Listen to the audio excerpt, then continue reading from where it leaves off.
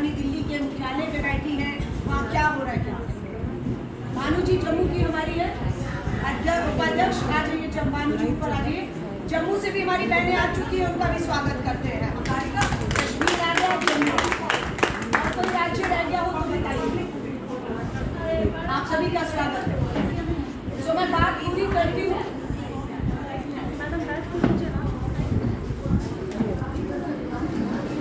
आप सब ध्यान रखिए, आप सोशल मीडिया या मीडिया से जब बात करेंगे सबको पता होना चाहिए हम कहाँ पर हैं, क्यों, क्या मांगे हैं।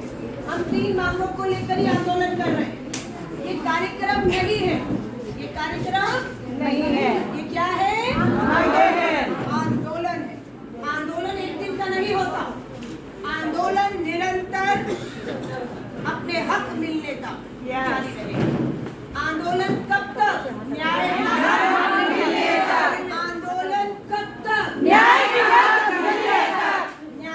हक मिलने तक। 3 मांगे हमारी चल रहे हैं। पहली मांग, महिला आरक्षण कानून लागू करो। पास हो चुका है। 2 दशक 20 साल इस देश की आधी आबादी लड़ी अपने हक के लिए। 20 साल और कानून बन गया, लागू नहीं हो रहा। हमारी मांग क्या है? महिला आरक्षण लागू शब्द है। लागू होगा तो SC ST बहनों के लिए आरक्षण है और हमारी OBC अति पिछड़ी बहनों को छोड़ देना। हमारी मांग है कि इस आरक्षण में OBC अति पिछड़ी बहनों को भी शामिल किया जाए। सहमत है दोनों मांगों से? सहमत है? दूसरी मांग, देश में महंगाई बढ़ चुकी है, बेरोजगारी चरम पर है, पढ़ी लिखी बेटियों को नौकरी चाहिए, उसका हक है, नौकरियां नहीं। हमारी मांग है बढ़ती बेरोजगारी, महंगाई से राहत और महालक्ष्मी योजना लागू। ये दूसरी मांग। क्या है महालक्ष्मी योजना? श्री राहुल गांधी जी का न्याय पत्र, नारी न्याय, हर गरीब परिवार की महिला के बैंक खाते में सालाना 1 लाख रुपया।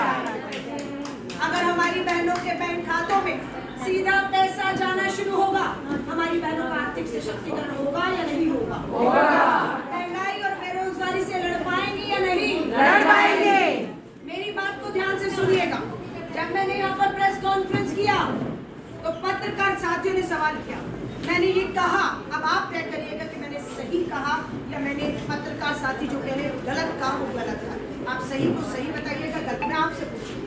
मैंने प्रेस वार्ता में कहा कि मैं 28 राज्यों में गई, नारी न्याय सम्मेलनों में बहनें मिली, मुझे मेरी बहनों ने बताया बढ़ती महंगाई, बढ़ती बेरोजगारी के कारण मेरी बहनें घरेलू हिंसा का शिकार हो रही है। यही बात कही, मीडिया ने कहा ये गलत बात है।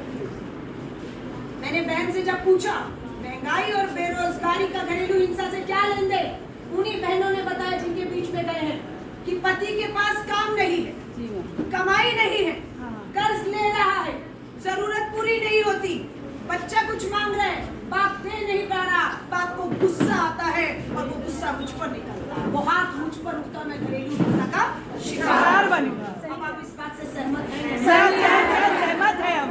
महंगाई और बेरोजगारी की वजह से घरेलू हिंसा बढ़ रही है। ये बात मैंने कही थी, जिससे कुछ पत्रकार साथियों ने कहा बेकार की बात है, झूठी बात है। हाँ, तीसरी मांग याद कर लीजिएगा, महिला सुरक्षा। तीसरा, इस देश में हमें आजादी से रहने का, जीने का, अपने मन मुताबिक जिंदगी जीने का हक है और यह हक हमें संविधान ने प्राप्त कर दिया। मध्य प्रदेश के रीवा में 2 महिलाओं को दबंग जिंदा गाड़ देते हैं। अभी तक लड़ाई होती है, धमकी मिलती है, जिंदा गाड़ देंगे सुना था, लेकिन आजादी के 75 साल में इसी भारत की धरती पर मध्य प्रदेश के रीवा में दबंगों को 2 महिला बहनों को जिंदा जमीन में गाड़ने की हिम्मत हो जाती है। हमें चुप रहना चाहिए? नहीं। चुप रहेंगे तो क्या होगी? हिम्मत बढ़ेगी या नहीं?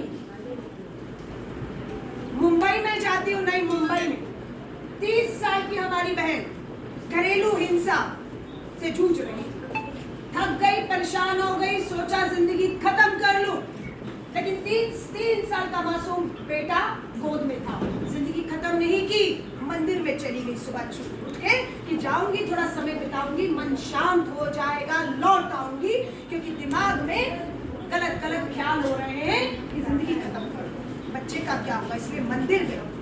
6 तारीख को मंदिर जाती है, लौटती नहीं है।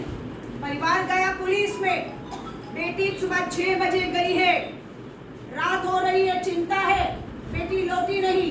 पुलिस को क्या करना चाहिए था? बेटी की खोजबीन करनी चाहिए थी या नहीं? करनी चाहिए। पुलिस ने जवाब दिया, अरे 20 साल की महिला है, बच्ची नहीं है, आ जाएगी। महिला 6 को नहीं आती, 7 को, 8 को, 9 को नहीं आती, 10 को पता लगता है कि 3 लोगों ने लगातार सामूहिक बलात्कार करके उसकी हत्या कर दी।